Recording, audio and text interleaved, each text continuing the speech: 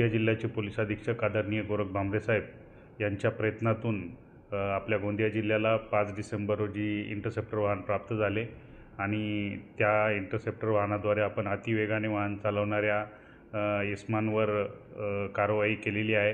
ती 5 डिसेंबर ते साधारण 26 फेब्रुवारीपर्यंत आपण एकूण 227 वाहन चालकांवर अतिवेगाने वाहन चालवणाऱ्या वाहन चालकांवर कारवाई केलेली आहे आणि त्यांच्याकडून 4,60,000चा दंड देखील केलेला आहे। त्यामुळे आपलं अपघातांवर नियंत्रण येणार आहे। आव्हान काय करणार सर? मी नागरिकांना असे आवाहन करतो की दंड करणं हा उद्देश नसून आपल्याला अपघातांचे प्रमाण कमी करणे आहे। त्यासाठी या इंटरसेप्टर वाहनाचा उपयोग केला जातो, जेणेकरून नागरिकांनी अतिवेगाने वाहन चालू नये आणि त्यामुळे अपघात होऊ नये ही मी विनंती करतो नागरिकांना की त्यांनी अतिवेगाने वाहन चालू नये।